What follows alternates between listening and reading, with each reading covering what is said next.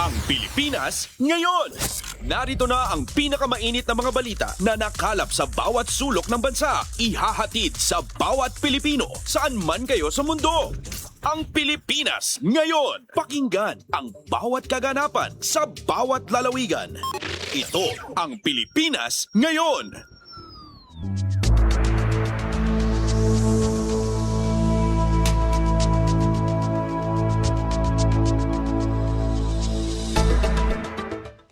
Magandang araw po sa ating mga tagapakinig. Welcome po ulit sa ating programang Ang Pilipinas Ngayon.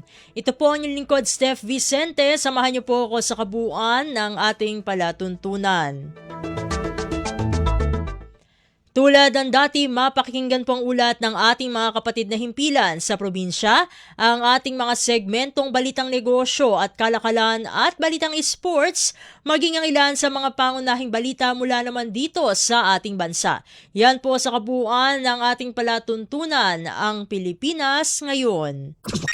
Kumpleto, detalyadong balitaan, di papahuli sa mahahalagang kaganapan. Kamustahin ang inang bayan, ang Pilipinas ngayon.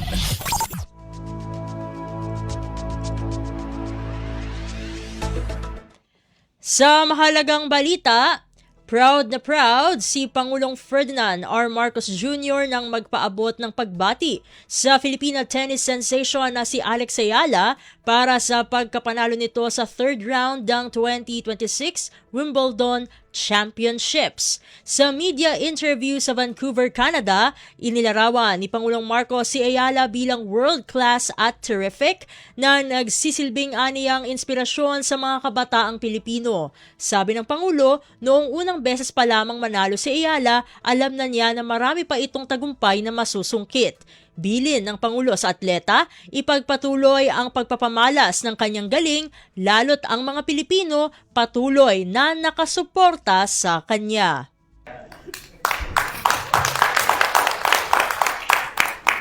She really is becoming, she's becoming a true inspiration, especially for younger people, younger Filipinos. At biluin mo, meron na tayong player, babae pa, na nanalo ng third round sa Wimbledon.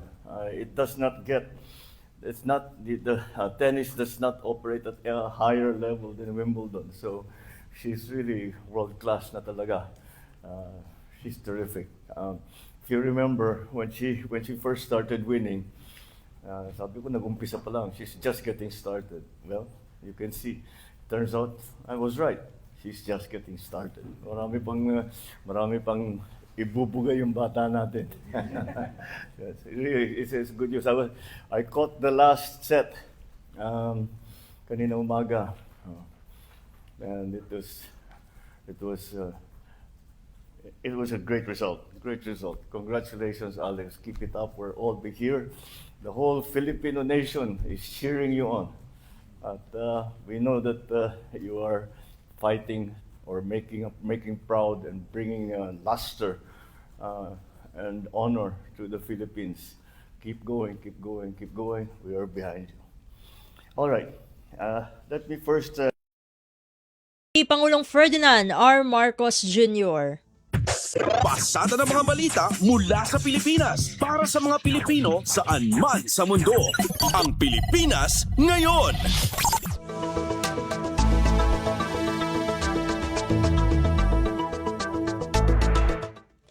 Samantala, higit pa sa produktibo ang ginawang opisyal na pagbisita ni Pangulong Ferdinand R. Marcos Jr. sa Canada simula Hulyo 1 hanggang Hulyo 4, 2026. Bukod kasi sa kaliwat kanang investment pledges, iniakyat ng Pilipinas at Canada sa isang strategic partnership ang bilateral relations nito. Hudyat ito ng palibagong yugto ng balikatan sa pagitan ng Vancouver at Maynila at magbubukas ng mas maraming merkado at oportunidad para sa Canadians at mga Pilipino. Bukod dito, pumalo sa $2.5 billion ang investment pledges na bitbit ng Pangulo sa pag-uwi nito sa Pilipinas. Partikular na dito ang plano ng Ocean Gold Corporation na palawigin ang operational life ng world-class Didipio gold-copper mine hanggang 2037 kasabay ng muling pagsisiguro na i-minimize ang environmental footprint ng kanilang operasyon sa Nueva Vizcaya at Quirino.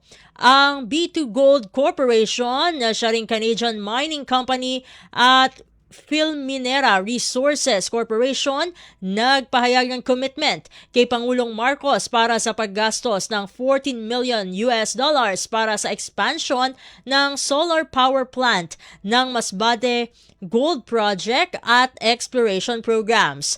Habang sa pakipagpulong ng Pangulo sa mga kinatawan ng NQX na talakay ang planong business expansion program sa bansa na tinayang nagkakahalaga ng $10.3 million para ito sa high-tech customer experience at software engineering operations na layong palawakin rin ang Canadian footprint sa Pilipinas. Bukod sa mga pangakong pamumuhunan na ito, naselyuhan din ng Pilipinas sa mga kasunduan para sa pagpapalakas ng kooperasyon sa turismo, paggawa, critical minerals at energy sa pagitan ng Pilipinas at Canada. Mahaba na ang pagkakaibigan ng ating mga bansa at halos 1 milyong Pilipino na ang naninirahan dito sa Canada. Ngunit sa biyaheng ito, ating minarapat na paigtingin at isulong ang mga importanteng kaganapan sa ating pakikipag-ugnayan sa Canada sa larangan ng seguridad, kalakalan at komersyo at iba pa. I have tasked the Secretary of Foreign Affairs, Maria Teresa Lazaro, to work together with Canadian Foreign Minister Anita Anand to create a plan of action focusing on joint initiatives that will help both our countries adapt to shifting global realities, address shared challenges, and build capacities for future-ready partnerships. This takes into account current global and regional developments, including rapid changes in technology, as well as social and environmental challenges that bring together uncertainty and volatility, and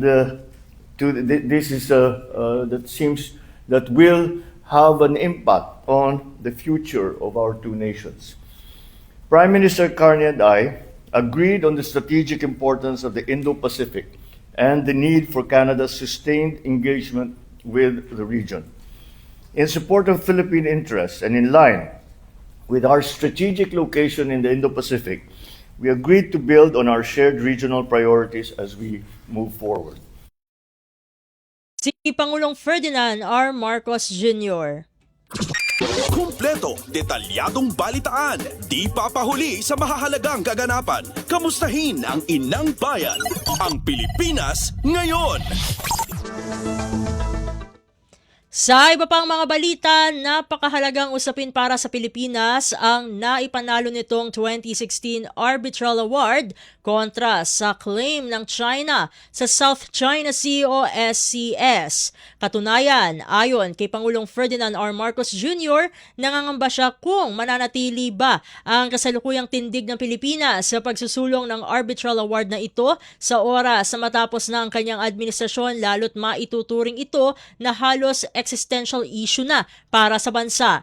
Ito ang dahilan ayon sa Pangulo kung bakit dapat na consistent ang bansa sa paggamit o pagkilala sa Arbitral Award pagdating sa mga usapin sa West Philippine Sea o WPS. Mahalagang aniyang magpatuloy ang kasalukuyang posisyon ng Pilipinas sa pagprotekta nito sa teritoryo ng bansa, lalo't kinikilala ng malalaking bansa tulad ng Canada ang 2016 Arbitral Award na hawak ng Pilipinas. Of course, it's a very important issue for the Philippines. So if you're asking me if I'm worried that the policy of the Philippines will change after I leave office, of course I am.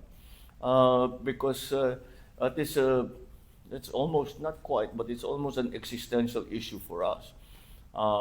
Because maybe not existential for ordinary Filipinos, but for the state of the Philippines, of the Philippine Republic.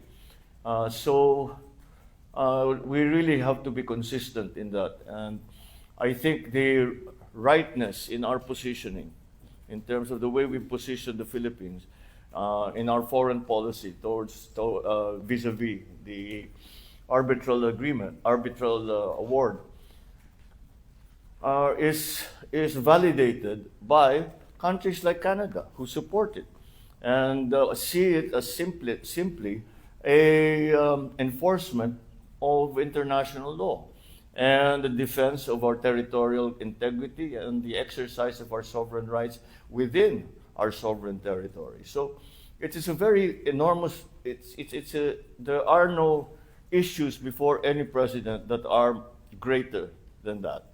Some are equally important, but that is as important as anything else that we are having to deal with. Si Pangulong Ferdinand R. Marcos Jr.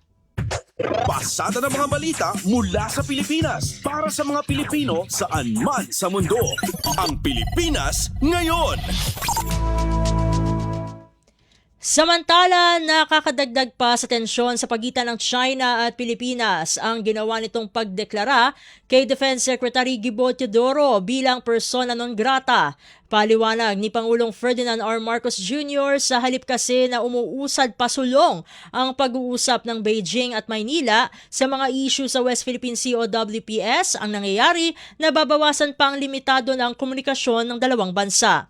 Bagamat prerogative aniya ng China na gawin ang anumang naisin nito, hindi pa rin maikakaila na dumadagdag sa tensyon ang deklarasyong ito, kabaliktaran ng kapayapaan na nais at patuloy na isinusulong ng Pilipinas. Sabi ni Pangulong Marcos, pagputol sa isang linya ng komunikasyon, lalo na ang komunikasyon sa pamamagitan ng Defense Ministries, walang maitutulong sa mga hakbang na ipinatutupad para mapababa ang tensyon sa WPS at upang maiwasan na ang mga insidente na posibleng magdulot sa mas malalang sitwasyon sa rehiyon. Okay. Well, the declaration of Beijing as Secretary Teodoro as a persona non grata, I guess, in China, it is just not. It's very unhelpful, in my view. Because it really achieves very little. It's more a how do you say, a response to some of the things some of the pronouncements that he's made in foreign fora.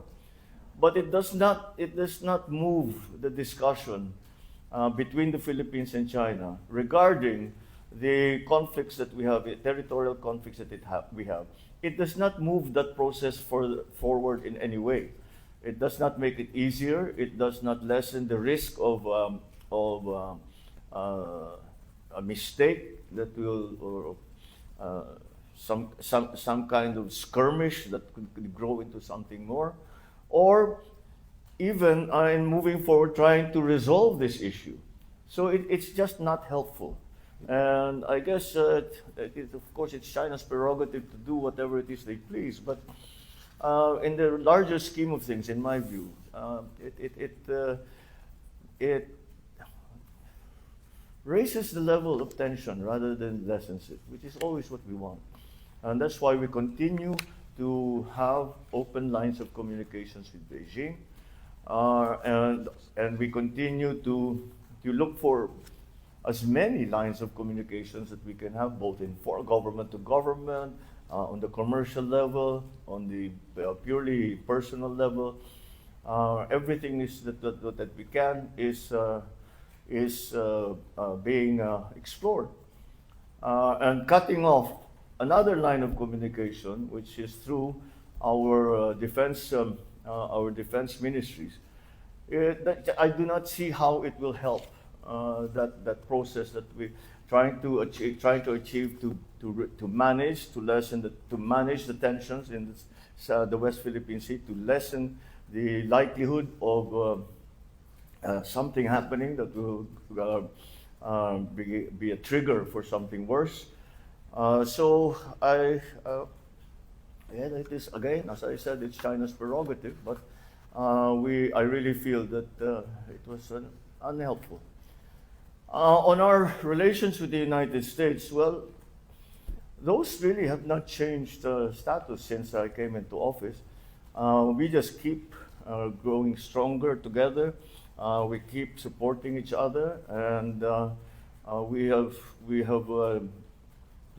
been strong partners for over 100 years, and in that time, our engagements with the United States have become deeper, have become more expansive.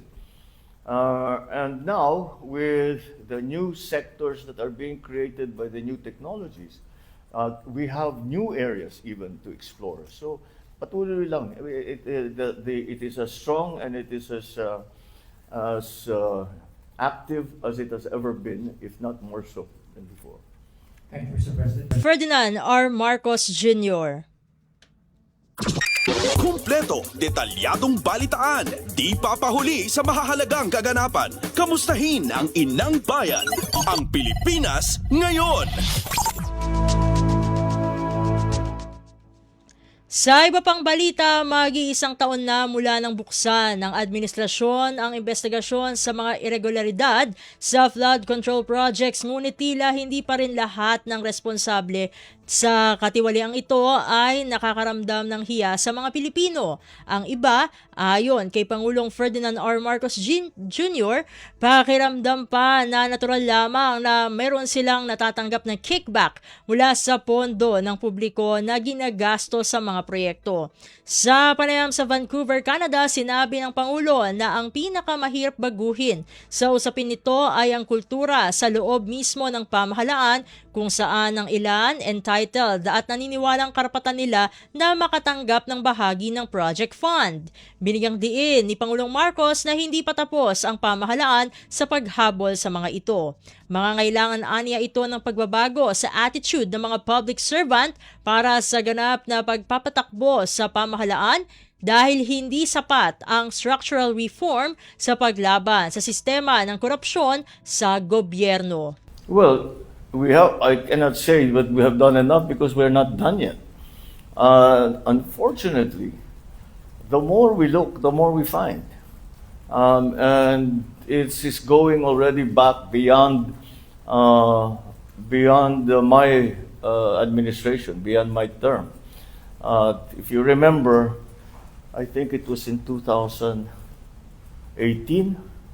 already the minority floor leader in the House, Nonoy Andaya, already says that he had uncovered 300 plus billion flood control mess.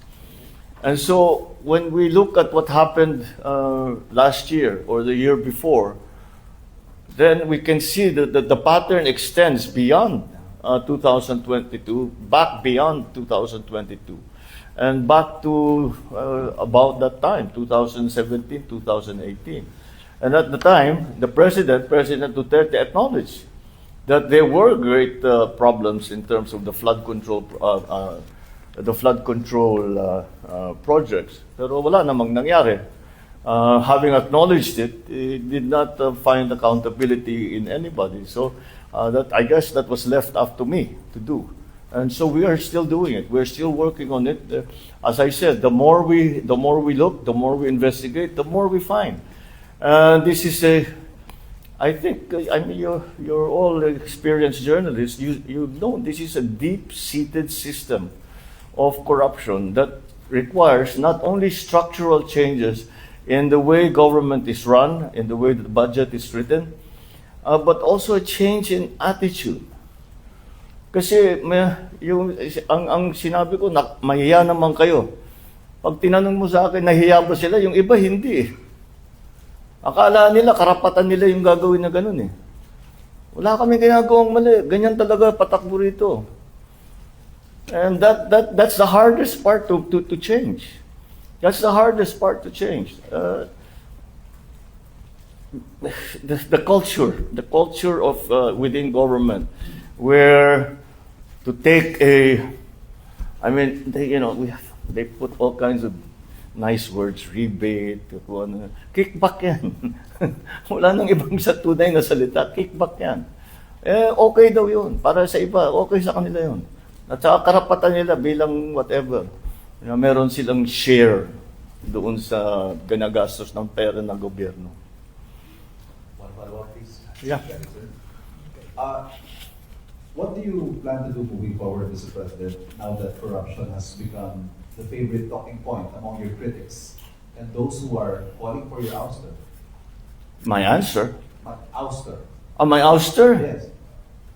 Binabalik po nila sa inyo from critics. Yeah. Ayun. Kung hindi ko sinabi yung sinabi ko sa SONA, wala tayong pinag-uusapan na ganito. I'm the one who exposed all of this.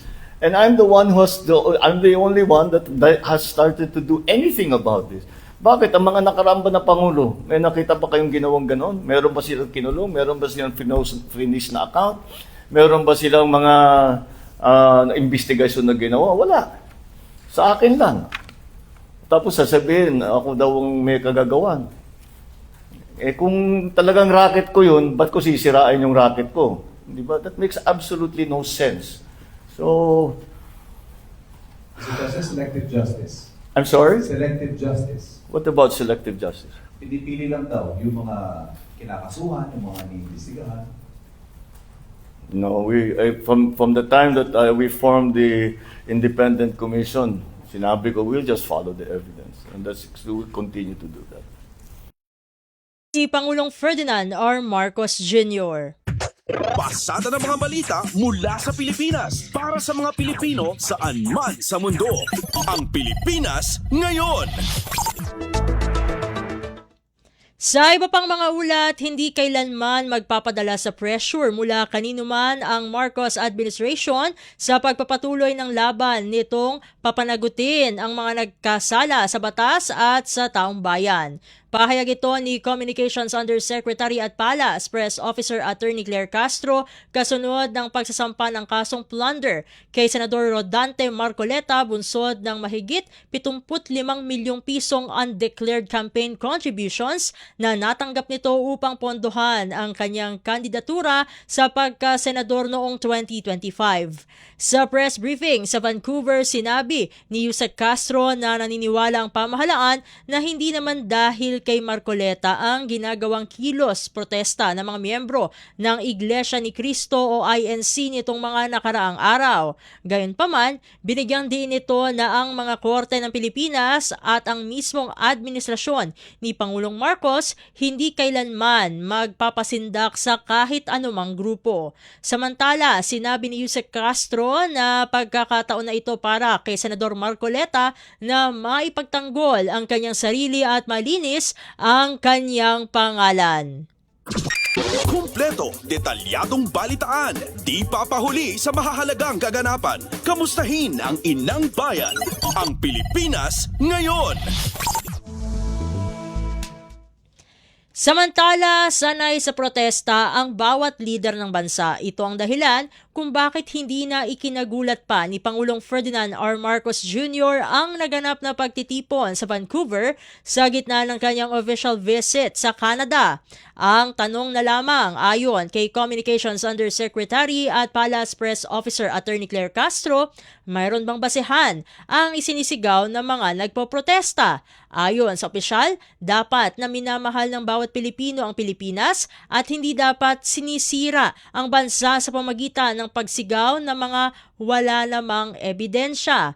Hindi rin aniya dapat ibinababa ang bansa sa mata ng iba kahit pa mayroong freedom of expression. Ang hamon naman ni Yusek Castro sa mga nagpoprotesta magtungo sa ombudsman at formal na magsampa ng reklamo. Pasada ng mga balita mula sa Pilipinas para sa mga Pilipino saan man sa mundo. Ang Pilipinas ngayon. Sa iba pang mga balita, nanawagan naman si Communications Undersecretary at Palas Press Officer Attorney Claire Castro ng paggalang sa kabila ng pagkakaiba ng paniniwalang politikal matapos silang harangin at sigawan ng mga nagpoprotesta habang kinukunan ang mga aktibidad ni Pangulong Ferdinand R. Marcos Jr. sa Canada. Ayon kay Yusek Castro, hindi nila natapos ang kanilang social media update kasama si PCO Director Robertson Ramirez dahil sa panggugulo ng ilang Pilipino na sumigaw ng mga kritikal na pahayag laban sa Pangulo. Lumala pa ang sitwasyon nang dumami ang mga nagpoprotesta at patuloy na nag-chant dahilan upang maputol ang kanilang trabaho. Binigyang diin ni Yusek Castro na bagamat may kalayaan sa pagpapahayag, dapat itong isagawa ng may paggalang at hindi bastos. Ibinahagi rin niya na nakaramdam siya ng pangamba nang sundan sila ng grupo kaya't lumapit sila sa mga pulis sa lugar. Apela ni Yusek Castro sa publiko na pairalin ang mahinahong diskurso, giniit na naroon sila hindi para magbakasyon kundi upang gampanan ang kanilang tungkulin bilang bahagi ng delegasyon ng Pangulo. Actually, gumagawa sana kami ng reels para dito sa event na kung saan bumisita ang ating Pangulo sa Canada. So gumagawa kami ng reels, tapos may lumapit sa amin na Pilipino. So ngumiti ako, tinanong niya ako si Yusek Claire, sabi ko, yes. At doon, sinasabi niya na, sumigaw na siya, you ask your president to resign. So kinuyog na kami, samantalang kung tutuusin, kami nagtatrabaho. Hindi kami nagbabakasyon dito. We're just doing our job, pero nahinto yun.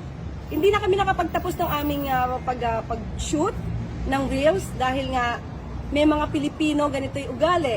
Pero hindi ko alam kung saan sila grupo, pero yung naratibo nila, yung tipong BBM resign. Yung naratibo nila ay maleta. Yung naratibo nila magnanakaw. So, at sinabihan ako na pangit. Sabi at sinungaling. So, nung sinabi nilang pangit daw ako, pili ko sila yung sinungaling. So, may mga ganyan tao. May freedom of expression tayo, pero hindi naman kailangan maging bastos. Pilipino kayo, hindi naman ganyan na ugali ng mga Pilipino eh. How did you feel about that, Yusek? Did you feel threatened at any point? At that time, dalawa lang kasi kami ni Director Robert Sol. Kasi nga siya yung kumukuha sa akin. Siya yung kumbaga, sa kanya hawak yung camera. So, threatened. Siguro in a way, kasi dalawa lang kami. Hindi ko alam kung mananakit sila or what. Kasi parang, siguro yung grupo naman nila, parang kung sino man yung idolo nila, parang sanay sa bayolente. Yung pagiging bayolente. So, syempre hindi namin alam. Buti na lang, thank God, na pagtawid kasi namin, hindi namin alam na may mga police officers. So, pagtawid namin, so, kinausap na namin sila kasi sumusunod sila eh. Diba? So, pero, I mean, kung ganyan talaga ang magiging ugali ng Pilipino, hindi kayo uunlad. Si Communications Undersecretary at Palace Press Officer Attorney Claire Castro. Kumpleto, detalyadong balitaan, di papahuli sa mahahalagang kaganapan. Kamustahin ang inang bayan, ang Pilipinas ngayon. Sa iba pang mga balita, sinabi ni Pangulong Ferdinand R. Marcos Jr. na nangangailangan ng masusing pag-aaral ang panukalang ibaba ang minimum age of criminal liability kasunod ng sunod-sunod na insidente ng karahasan sa paaralan. Ayon sa Pangulo, mahalagang tukuyin muna ang mga dahilan kung bakit tila nababawasan ng takot o emosyonal na reaksyon ng ilang kabataan kabilang epekto ng kanilang mental health at exposure sa social media. Binigyang din niya na nagbago na ang mundo at ang kapaligiran ng mga bata kaya't dapat malinaw kung ano ang nagtutulak sa ilan sa kanila na gumawa ng marahas na kilos. Dagdag pa ni Pangulong Marcos, pinag-aaralan na ng pamahalaan ang posibleng epekto ng desensitization at mahalagang pakinggan ang opinyon ng mga eksperto bago magpatupad ng anumang hakbang. All of these possible actions to be taken, like the banning of we banned already the game that yung shooters sa Tacloban were apparently avid players of. So we're looking to, you see, here's the problem. The problem is that yung mga ganon, I'm sure all of you have seen on these games and how they're played. It desensitizes killing and violence. Kasi laro lang naman eh. Kasi kahit na mabaril yan sa game, bumaril ka ng 50 tao, nabubuhay pa naman yan eh. So it desensitizes the kid. Now, it's not really that big a deal to shoot somebody. And that's really, for me, the problem. On the other side of that question is whether we should lower the age of To ano criminality. yeah, but no, they are even talking down to 12 years old. I'm not sure how that will work. If we have to study it further. Yung mga ating mga child psychologists, yung mga surveys na ginagawa about the mental health of children, kailangan pag-aralan na mabuti yan. Because if we are lowering the age of responsibility for such crimes, then it would imply that children have changed from before.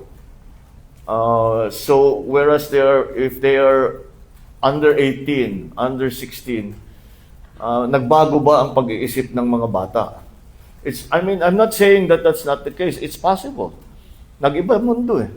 Iba yung exposure ng mga bata eh. Iba yung exposure nila sa social media. Nung lumalaki ako, wala namang ganyan eh. So maybe that has an effect. We're not sure. But we're studying it very, very well because the effect is yung desensitization. That's also the lowering the sexualization of young people has the same effect. The complete availability of pornography. But look, we all have they talk about this site and that site. And nalagay lang, are you 18 or not? A 5-year-old can answer that properly, di ba? So what kind of test is that? So when it comes to sex and violence, there really is an effect. The social media really has had an effect. But what that effect truly is something that's not as easy to answer as perhaps some of the other issues. So that requires some not further study, but some of the opinions of our experts who make it their life's work to study the psychology of children, the effect of social media on children, and their actions that they do when they are not playing those games. So patuloy lang ang ating gagawin, but of course, when it is clear that a certain game or a class of games are responsible for the desensitization of our children to violence, then yes, I think we should ban them, and we will ban them. Tatandaan na isinusulong ni Senate President Sherwin Gatchalian ang pagbabawal ng social media sa mga batang wala pang 16 na taong gulang habang magsasagawa rin ng malawakang pagsusuri ang Senado sa implementasyon ng Juvenile Justice and Welfare Act of 2006 kasabay ng panawagan ng Pangulo para sa sama-samang pagkilos upang maprotektahan ang kabataan. Kumpleto, detalyadong balitaan, di papahuli sa mahahalagang kaganapan. Kamustahin ang inang bayan, ang Pilipinas ngayon. Sa iba pang mga balita, Department of Social Welfare and Development o DSWD pinahusay ang 4Ps matapos aprubahan ng Department of Budget and Management o DBM ang bagong istruktura ng programa. Ang detalye ng balita ihahatid naman sa atin ni Ray Ferrer. Pinalakas ng Department of Social Welfare and Development ang Pantawid Pamilyang Pilipino Program o 4Ps. Ito ay matapos aprubahan ng Department of Budget and Management ang bagong organizational structure ng programa. Kasama rin sa aprobadong hakbang ang 5,703 bagong plantilla positions. Ayon sa DSWD, ito ay malaking reforma para sa 4Ps mula nang maisabatas ang Republic Act No. 11310 noong 2019. Inaasahan na mapapausay nito ang serbisyo para sa mga benepisyaryo sa buong bansa. Para sa Bagong Pilipinas, Ray Ferrer, Radyo Pilipinas, Radyo Publiko. Pasada ng mga balita mula sa Pilipinas para sa mga Pilipino saan man sa mundo. Ang Pilipinas ngayon. Samantala, mas marami pang tourism ambassadors target ng Department of Tourism o DOT kasunod ng pagkakatalaga sa P-pop girl group na BINI. Ang kabangulat ihatid naman sa atin ni Julian Calces ng Radyo Magazine. Matapos italaga ng Department of Tourism o DOT ang nation's girl group na BINI bilang kauna-unahang P-pop group na Philippine Tourism Ambassadors, sinabi ng DOT na magdaragdag pa ito ng mga personalidad bilang bahagi ng mas pinalawak na tourism campaign. Ayon kay Philippine Tourism Secretary Dita Angara Matay, nasa proseso pa lamang ng pakikipag-ugnayan ang ahensya sa iba pang mga personalidad. Kabilang sa mga posibleng hirangin ang P-pop group na SB19 at ang Filipina tennis star na si Alex Ayala. We want to highlight people who've made marks like SB19, Alex Ayala yesterday, and so others that are being. Yeah, we don't want to exclude anybody who's making the country proud. So Sa pamamagitan ng mga kilalang Pilipino mula sa iba't ibang larangan, layunin ng DOT na mas may pakilala ang iba't ibang destinasyon at natatanging karanasan na may aalok ng Pilipinas. Mula Radyo Magazine para sa Bagong Pilipinas, Julian Calces, Radyo Pilipinas, Radyo Publiko. Detalyadong balitaan, di papahuli sa mahahalagang kaganapan. Kamustahin ang inang bayan, ang Pilipinas ngayon. Sa iba pang mga balita, fake news, pinakamalaking hamon ng COMELEC sa Bangsamoro Polls. Ang detalye ng balita ihahatid naman sa atin ni EJ Lazaro. Nakikita ng Commission on Elections sa COMELEC na ang pagkalat ng fake news at disinformation ang pinakamalaking hamon sa nalalapit na Bangsamoro Parliamentary Election sa Setyembre 14.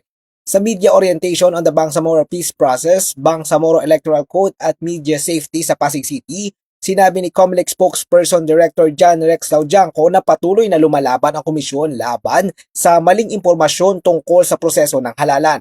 Kabilang dito ang mga maling pahayag na kailangan daw umano ng national ID para makaboto. May bayad daw umano ang voter registration at marami pang iba.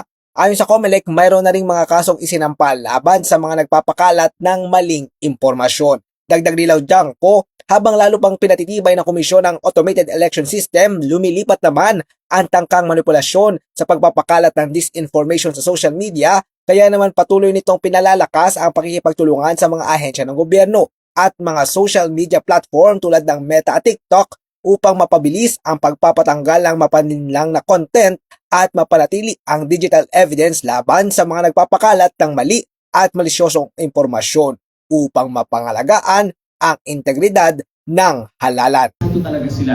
Kaya nga po, together with the Department of Foreign Affairs, we're gearing up for the presence not only of the international observers, the members of the diplomatic corps, kundi pati international media. Al Jazeera has already signified its intention to observe the elections. Para sa Bagong Pilipinas, ito si EJ Lazaro, Radyo Pilipinas, Radyo Publiko. Pasada ng mga balita mula sa Pilipinas para sa mga Pilipino saan man sa mundo. Ang Pilipinas ngayon. Samantala, dumaraming bird strike incident sa bansa banta sa kaligtasan ng mga pasahero ayon kay Senador Raffy Tulfo. Ang kabuang ulat ihahatid man sa atin ni Nympha Asuncion. Nagbabala si Senate Committee on Public Services Chairperson Senador Raffy Tulfo sa patuloy na pagdami ng mga insidente ng bird strike sa bansa na anya'y maaaring magdulot ng panganib sa kaligtasan ng mga pasahero ng eroplano sa pagdinig ng komite. Pinaliwanag ni Tulfo na ang bird strike ay nangyayari kapag bumabangga ang ibon sa isang sasakyang panghimpapawid gaya ng eroplano o helicopter. Maaari itong magdulot ng pinsala sa makina, windshield at iba pang bahagi ng eroplano na maaaring humantong sa aksidente kung hindi maagapan. Ayon kay Senator Raffy, kailangan maging handa ang mga kinaukulang ahensya bago magsimula ang migration season ng mga ibon mula September 2026 hanggang February 2027. Tinukoy niya ang Las Piñas Parañaque Wetland Park na nasa tinatayang 2 hanggang 3 kilometro lang mula sa runway 6 ng NAIA bilang isa sa mga lugar na dapat pagtuunan ng pansin dahil dinarayo ito ng humigit kumulang 5,000 na ibon araw-araw.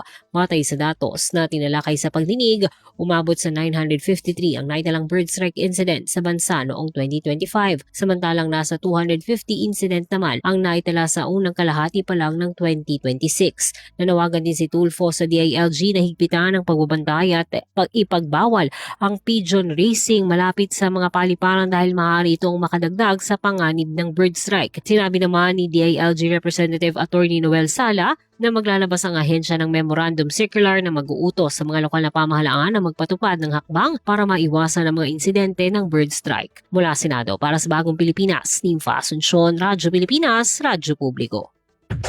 Pasada ng mga balita mula sa Pilipinas para sa mga Pilipino saan man sa mundo.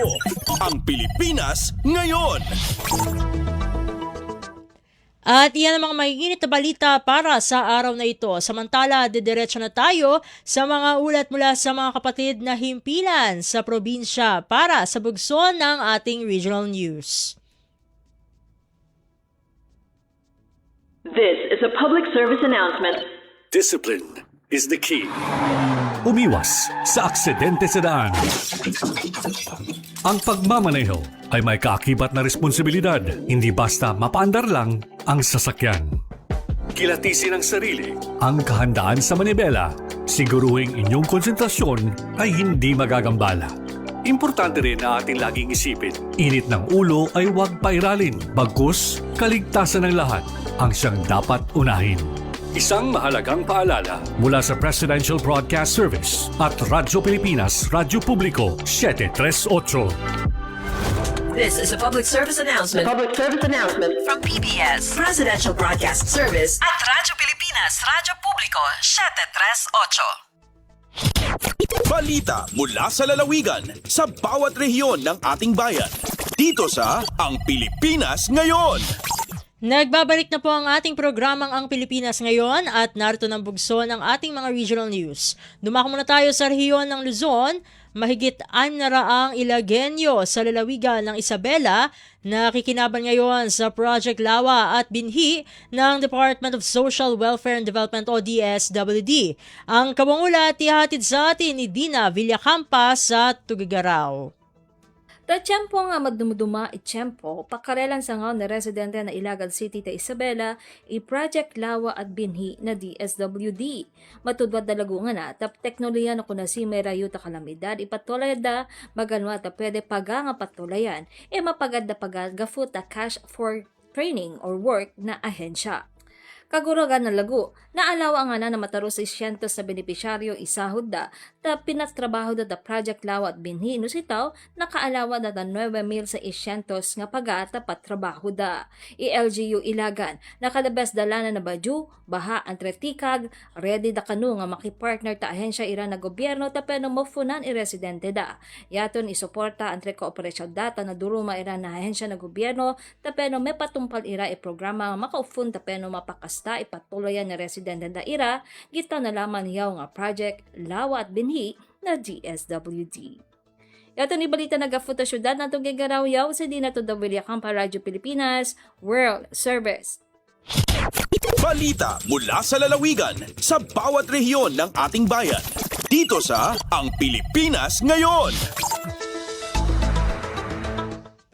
Inyong napakinggan ang ulat ni Dina Villacampa mula sa Tuigaraw. Puntahan naman natin ang Baguio City. British Embassy pinondohan ang pagsasagawa ng feasibility study para sa bulk water supply system ng Baguio City. Ang kabuang ulat ihahatid sa atin ni Joseph Cabanas. Nang ipaahit ti British Embassy ti pondo an aramat para itipan na kay patungpal ti feasibility study iti panggap a bulk water supply system nga agtaod sa jay ambuklaw da mga agturong iti syudad iti Baguio. Ti proyekto ti sungbat iti dumakdakkel a pagkasapulan ti danom dagiti umili ken umadado a negosyo iti Baguio City. Sigon iti lokal a gobyerno urayen da ti detalyado a briefing may panggap iti resulta ti feasibility study. Kabilang kadagiti issue rumbeng a masungbatan ket ti kinaado ti danom a maisupply iti syudad. Ti agbalin a presyo dayto tunggal cubic meter ken ti pakabuklan agatad ti proyekto. Sigon kini Councilor Betty Lourdes Tabanda, importante ti bulk water iti masakbayad ti syudad ngem dakkel a sunudsod no kabailan dagiti consumer ti presyo ti danom. Kabayatan na indunar ti British Embassy dagiti naaramat a desktop computer ken printers ana usar iti proyekto iti lokal a gobyerno kas suporta iti panagtultuloy dagiti programa ken serbisyo ti syudad. Damag manipod ditoy syudad iti Baguio. Siak ni Joseph Cabanas para iti Radyo Pilipinas World Service. Balita mula sa lalawigan sa bawat rehiyon ng ating bayan. Dito sa Ang Pilipinas Ngayon. Inyong napakinggan ang ulat ni Joseph Cabanas mula sa Baguio City. Puntahan naman natin ang Virac. Bagong fire truck palalakasin ang emergency response sa isang bayan sa Catanduanes. Narito si Rosie Nieva para sa balita. Bigla lang uma na maabot na sa Catanduanes ang fire truck na pigtagaman sa Banuan kan Bagamanok como parte kan pagpapakusog kan disaster preparedness as an emergency response sa probinsya. Sigun sa provincial government, dakulang tabang ang nasambitan ng kagamitan sa mas marikas na pagtugon sa mga insidente ng kasulo as sinibapang emergency sa Banuan. Nagpasalamat man si Governor Patrick Asanza sa Bureau of Fire Protection asin kini ILG Secretary John Vic Remulla sa padagos na suporta sa pagpapakusog kan serbisyong pangkaligtasan. Kung marurumduman, nagsuunad si Governor Asanza nin request letter kan March 12, 2026 para sa pagkakaloob nin mga fire truck para sa 11 banwaan sa nasambitan ng probinsya. Gikan sa RP Virac, ini si Rosie Nieva para sa Radyo Pilipinas World Service. Balita mula sa lalawigan sa bawat rehiyon ng ating bayan. Dito sa Ang Pilipinas Ngayon. Inyong napakinggan ang ulat ni Rosie Nieva mula sa Virac. Nadako na tayo sa Kabisayaan. Habal-habal drivers mula sa isang bayan sa lalawigan ng Cebu na abutan ng tulong ng pamahalaang panlalawigan. Pakinggan ang ulat ni Jessa Aguailanan mula sa Cebu. Anaa sa 528 ka mga habal-habal driver gikan sa 15 ka mga barangay sa lungsod sa Aluginsan ang nakadawat og tabang gikan sa probinsyal na kagamhanan sa lalawigan sa Sugbo. Ato sa distribution activity nga kitambungan ni Cebu Governor Pamela Barrecuatro, nakadawat ang maong mga habal-habal driver og 3,000 pesos nga fuel assistance ingon man na po ka kilo nga bugas pinaagi kana sa Provincial Social Welfare and Development Office, Provincial Agriculture Office ug Provincial Treasurer's Office, ang Provincial Veterinary Office of ang local government unit sa Aluginsan. Ang maong mga benepisyaryo nakadawat usab og mga produkto nga gi-distribute gikan sa PVO alang na sa ilang mga lain-lain nga mga pet ug mga kibuhi nga livestock. Ang mga benepisyaryo gikan sa Barangay Angilan, Boho, Bonbon, Esperanza, Kandingan, Cantabogon, Kawasan, Olango, Poblasyon, Punay, Rosario, Saksak, Tampaan, Tuyukon ug Zaragoza. Matod ni Armin Gay Tapangan sa mga staff members sa Municipal Social Welfare and Development Office, ang maong mga benepisyaryo gipili human nga gisumiter ang mga required application nga giendorso sa ilang lain-lain ka mga barangay kapitan kung sa kinsa katong mga labing nanginahanglan nga nanginabuhi isip habal-habal driver. Nasayran nga usa kini sa pamaagi sa Kapitolyo ug sa probinsyal na kagamhanan nga alibyuhan ang mga miyembro sa transport sector sa padayon ng epekto sa nagsaka nga produktong petrolyo. Gikan sa RP1 Cebu sa Aguailanan para sa Radyo Pilipinas World Service. Balita mula sa lalawigan sa bawat rehiyon ng ating bayan. Dito sa Ang Pilipinas Ngayon. Inyong napakinggan ang ulat ni Jessa Aguailanan mula sa Cebu. Puntahan naman natin ang Iloilo. 28 milyong pisong halaga ng illegal na droga na kumpiska ng IPPO nakaraang Hunyo 2026. Ang detalye ng balita ihahatid sa atin ni Paul Tarosa. Naglabot sa 28.11 milyones pesos nga balor sang iligal nga droga ang nakumpiska sang Iloilo Police Provincial Office sang tinalikdan nga Hunyo 2026. Ining resulta sang 39 anti-drug operations sumalin Hunyo 1 tubtob Hunyo 30, 2026 sa din 55 drug suspects ang nadakpan sang kapulisan. Nagapanguna sa may pinakadako nga nakumpiskang Provincial Drug Enforcement Unit nga nakakumpiska sang 9.3 million pesos. Suno kay Iloilo Police Provincial Office Director Colonel Bayani M. Razalan, ginakilala gid sang IPPO ang sakripisyo kag dedikasyon sang kapulisan agon mapapas ang problema sang iligal nga droga sa probinsya. Ginpasiguro sang IPPO nga ang tanan nga ginamonitor nga drug suspects ang tagaan prioridad agon mauntat ng pagbaligya sang iligal nga droga sa probinsya sang Iloilo. Nagikan sa RP Iloilo, ini si Paul Tarosa para sa Radyo Pilipinas World Service. Balita mula sa lalawigan sa bawat rehiyon ng ating bayan. Dito sa Ang Pilipinas Ngayon. Inyong napakinggan ang ulat ni Paul Tarosa mula sa Iloilo. Dakoy naman natin ang Mindanao. FIVOX na nawagan na huwag tayuan ng istruktura ang umangat na lupa sa mga baybayin bunsod ng coastal uplift. Ang detalye ihahatid sa atin ni Armando Feniquito mula sa Davao. Nanawagan ang Philippine Institute of Volcanology and Seismology o FIVOC sa publiko nga dili magtukod og bisan unsang struktura sa miangat nga yuta sa mga baybayon tungod sa coastal uplift nga nahitabo human sa magnitude 7.8 nga linog. Kini ang gipadayag ni FIVOC's Mindanao Cluster Monitoring Center for Earthquake and Tsunami Science Research Assistant Edward Luis Orquillas atol sa Resilience Information Caravan nga gipanguluhan sa Office of the Civil Defense Region 11. Mato ni Orquillas, delikado ang pagtukod og bisan unsang struktura sa mga lugar nga nakaagi og coastal uplift tungod kay dili lig-on og ang maong yuta tungod puro corals ang naa sa ilalom niini. Dugang niini nga kung tukuran kini og struktura mahimong musangpot kini sa mas grabe nga kadaot kung adunay mutay og nga laing linog sa umaabot nga adlaw. Dihang miigo ang magnitude 7.8 nga linog na hitabo ang coastal uplift sa rehiyon diha sa lungsod sa Sarangani, Davao Occidental nga usa sa mga lugar nga grabing gitayog. Gikan sa Radyo Pilipinas Davao, ako si Armando Feniquito para sa Radyo Pilipinas World Service. Balita mula sa lalawigan sa bawat rehiyon ng ating bayan. Dito sa Ang Pilipinas Ngayon. At inyong napakinggan ang ulat ni Armando Feniquito mula sa Davao. Dito na nagtatapos ang bugso ng ating regional news. Dediretso na tayo sa ating mga segmentong balitang negosyo at kalakalan at balitang sports na ihahatid sa atin ng ating kasamang si Leo Magpayo. Lagay ng ekonomiya, kalakalan, negosyo at iba pa. Atin ang alamin dito sa Ang Pilipinas Ngayon.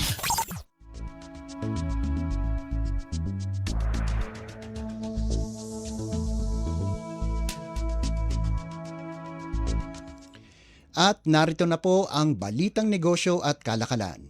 Mas marami pang bangko ang posibleng mag-alis ng transfer fees sa mga susunod na araw. Ayon yan kay Bangko Sentral ng Pilipinas o BSP Governor Eli Remolona Jr. Sabi ni Remolona, may susunod na mga bangko sa loob ng 2 araw.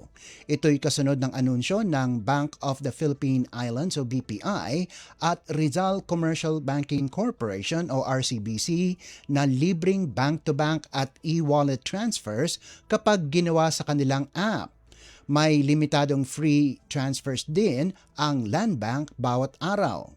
Malugod na tinanggap ng BSP ang hakbang na ito na anilay magpapalawak sa digital payments sa bansa.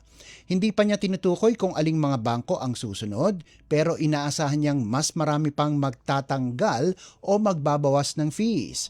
Para naman kay Finance Secretary Frederick Go, mahalaga ang pagbaba o pag-alis ng transfer fees para sa financial inclusion. Naniniwala siyang susunod ang merkado kapag nanguna na ang malalaking bangko. Lagay ng ekonomiya, kalakalan, negosyo at iba pa. Atin ang alamin dito sa Ang Pilipinas Ngayon. Inaasahan ng Department of Trade and Industry o DTI na hihila sa export growth ang agrikultura, lalo na ang high-value products gaya ng coconut oil at ube. Ayon kay Trade Secretary Maria Cristina Roque, pinapakita ng pinakahuling datos na lumalakas ang competitiveness ng exporters kahit may global headwinds. Tumaas ng 7.6% ang merchandise exports sa $7.87 billion noong Mayo, pinakamataas mula Marso, habang 10.6% ang growth sa first 5 months. Malakas ang benta ng electronics, machinery, mineral products, ginto, coconut oil at fresh bananas. Ang electronics top export ay umakyat ng 17.5% sa 20.83 billion US dollars habang ang semiconductors ay tumaas ng 19.1%. Patuloy ang demand sa coconut oil na umakyat ng 10.3% sa 1.32 billion dollars lalo na mula Netherlands, Malaysia at Estados Unidos. Tinukoy din ng DTI ang ube at kalamansi bilang rising stars kahit hirap ang local production makasabay sa foreign demand. Sa kabila ng malakas na exports, lumobo sa $5.48 billion ang trade deficit dahil sa pag-angat ng imports. Gaganapin ng DTI ang Exporters Fair mula Hulyo 22 hanggang 26 sa SM Megatrade Hall sa Mandaluyong.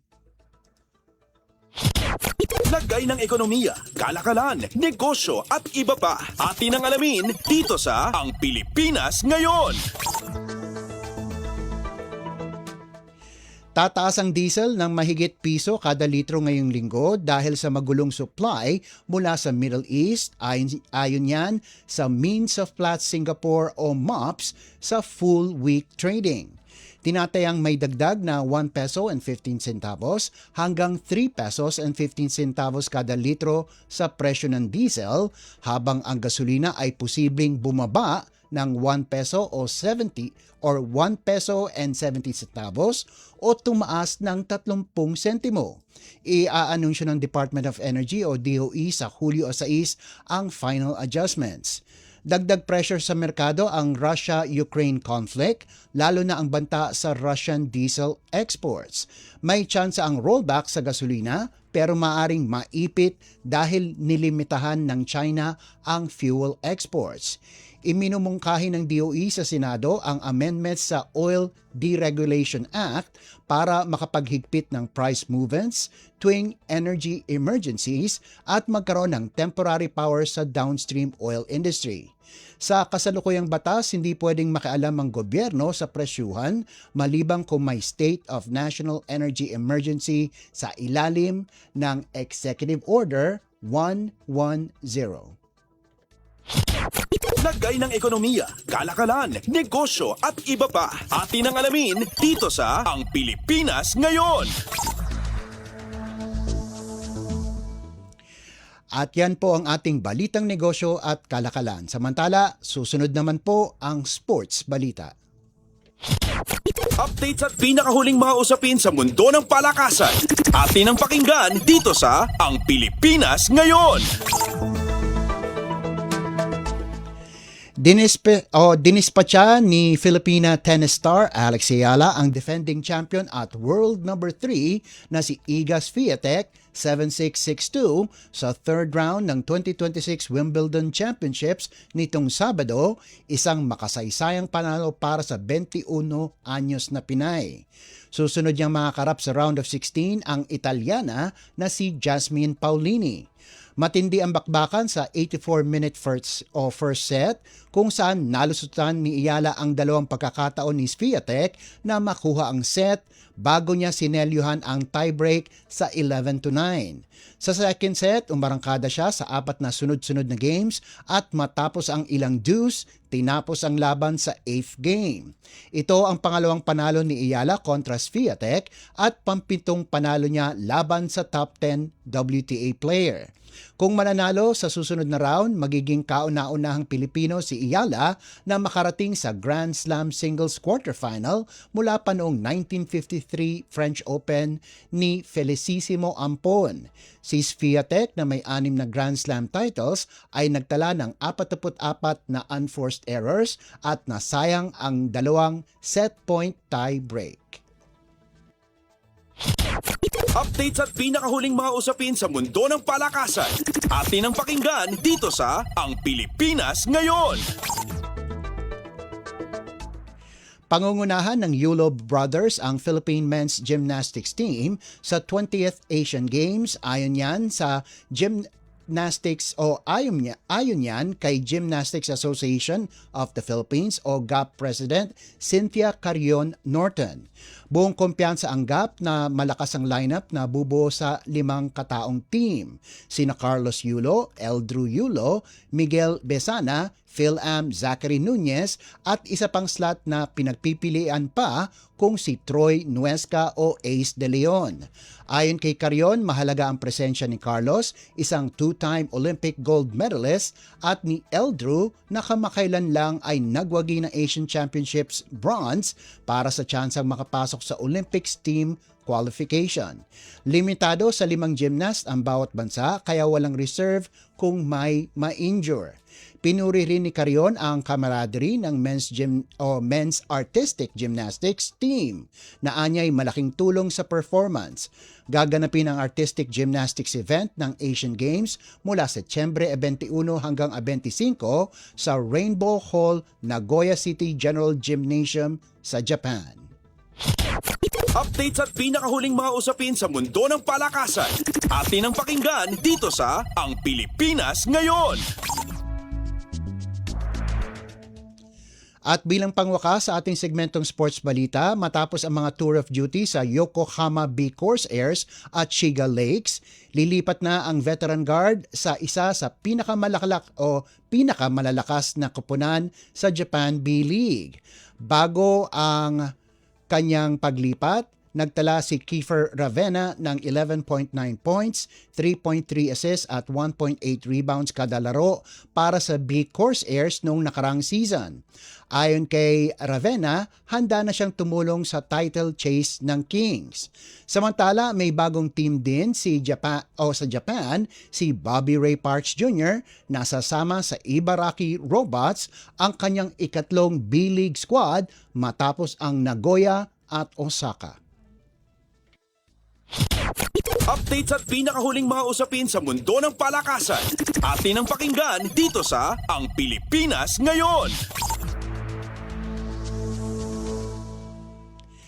At yan ang pinakahuling balita sa larangan ng palakasan. Ito po si Leo Magpayos. Samantala, nagbabalik na po si Steph Vicente. Updates at pinakahuling mga usapin sa mundo ng palakasan. Atin ang pakinggan dito sa Ang Pilipinas Ngayon.